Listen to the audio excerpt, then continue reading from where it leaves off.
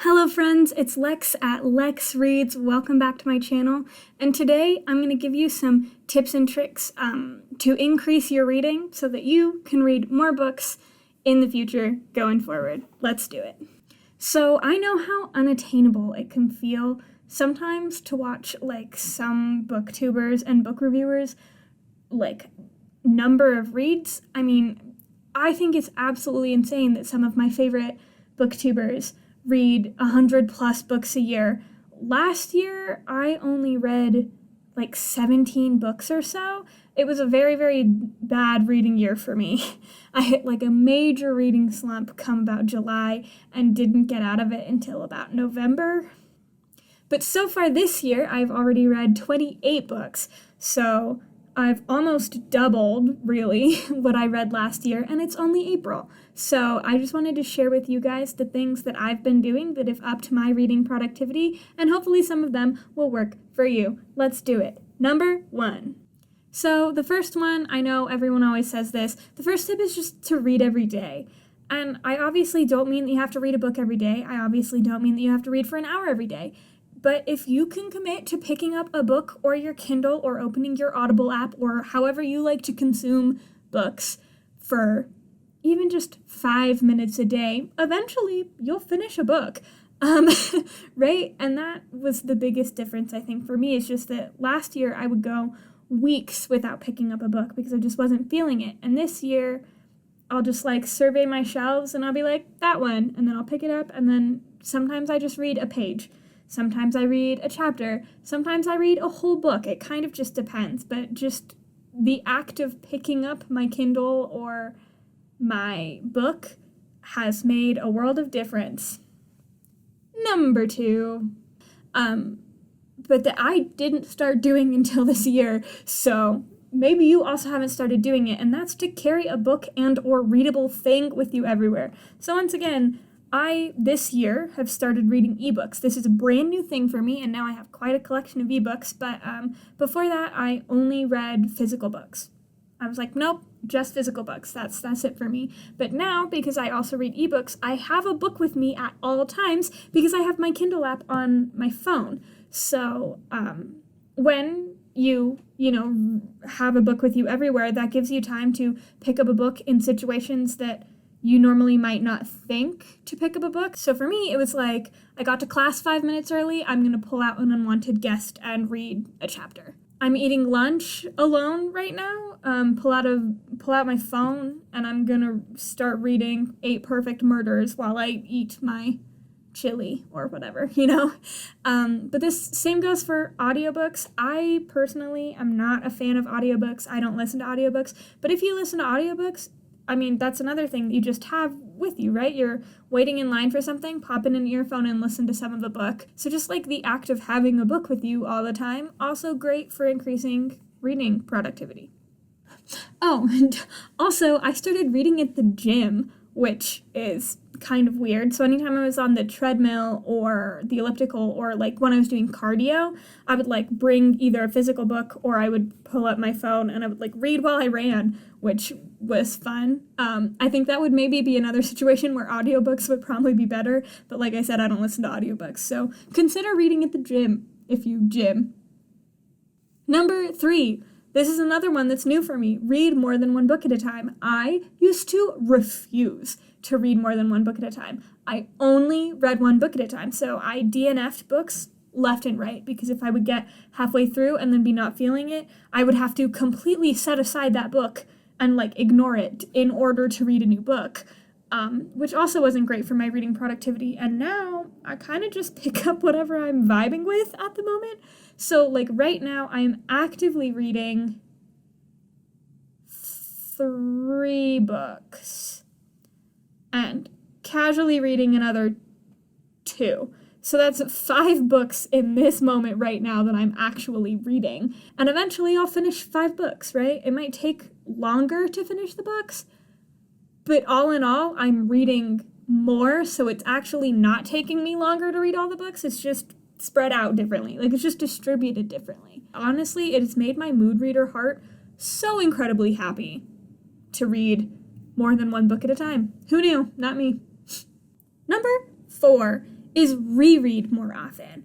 I know that, at least for me, but also I think for a lot of people, like, I have a pretty, when I hear the number, when I say the number out loud, my TBR sounds so insanely unmanageable. I currently own 110 books that I have not read. That's a lot of books. And while yes, I, like all people, would love to eradicate that TBR, I would love to get rid of that TBR, sometimes that pressure makes it harder for me to read. And you know how I can alleviate that pressure? By picking up a book that I know I'm going to love, especially if I'm in a reading slump. I, right now, am in the middle of a reread of my favorite series of all time, so it's The Hunger Games by Suzanne Collins, and this month, this is April of 2020 when I'm posting this month I've read 7 books, and before I started reading The Hunger Games, I wasn't really liking any of the books that I was reading. None of the books were really speaking to me. They were all like meh at best. I read a couple 3 stars, a 2-star. Like they just weren't really doing it for me. And so I picked up The Hunger Games and it revitalized me. It gave me so much joy to reread my favorite characters and my favorite setting and my favorite book. So don't be afraid, even if you have a long TBR, don't be afraid to pick up an old fave. Just to remind yourself that you're reading because you love it, not because it's this 110 box like to-do list that you have to check off a book every day. Like that's dumb. And at least for me anyway, that's unhealthy. So, no. Number 5, set a time in your schedule for reading. I read every night before I go to bed. That's not the only time of day that I read. I read pretty consistently right now anyway because I'm doing school from home. I have like new free time that I didn't have before. So I read a lot during the afternoon now. But when I was at school and during the summers when I work and stuff, I read most days when I'm settling. Oh, I have hiccups. When I'm settling down, laying in bed, pulling out a book, and reading. And I usually read for about 30 minutes to an hour at least before bed. I try to anyway. And it's not always like a novel that I read before bed. Sometimes I read like articles. Sometimes I read fan fiction because I read fan fiction a lot. But I read every night before I go to bed. And so that's like my reading time. But I know a lot of people like to read first thing when they get up in the morning. Like they set their alarm for 30 minutes earlier and read every morning. I know a lot of people like to read like when they get home from work as a way to wind down or on their lunch break, stuff like that. So just if you can find a time of day that really gels with you and your schedule and set aside 10 minutes a day to read at that time, you're going to finish some more books, you know? This one's a little bribery. Number 6, maybe have an incentive. So if you have a goal, say you want to read a book on your TBR every month, maybe at the end of the month, if you achieve whatever your goal is, you can reward yourself with something. And I'm not saying it has to be something specific. I know when I've accomplished something big reading-wise, I just want to buy a new book. My reading goal for this month was to read at least 10 books. I've read 7 so far when I filmed this. Hopefully by the time it's posted, that number will be a little bit higher because I'm reading a couple short books for the Reading Rush, stay-at-home Reading Rush right now in this moment because I'm filming it during the Reading Rush. But hopefully I will hit 10. And if I hit 10, I'm buying myself a birthday book because my birthday is May 4th. Maybe a few birthday books. We'll see. And my last tip, number 7, is don't force it. Our needs as people and our existence as people is constantly evolving, right? We're changing every day. Scheduling can be hard. Sticking to things can be hard. Sometimes, like I said, last year I didn't read for about 4 or 5 months. Almost at all. At least, like, published books. I still read other things, but I wasn't really reading published books because I was in such a reading rut. And honestly, as bummed as I am, because sure, I probably could have read another, 20, 30 books in that time had I been more on top of my shit, I'm not mad at myself because I don't think there's any point, unless it's your job, there's no point in reading a ton of books if it isn't making you happy. Like I said earlier, ultimately for me, I read books because it brings me joy. And anytime it's not bringing me joy, like with all other hobbies, because for me reading is a hobby, I just take a break from it. Just take a break. For me, the most important thing is to remember that I love reading and why I love reading. So I'm never going to get mad at myself if I have a bad month. I'm never going to get mad at myself if I don't meet my reading goal at the end of the year. Like, it's okay. It's not that big of a deal. Like, the world keeps turning. We'll all move on. C'est la vie.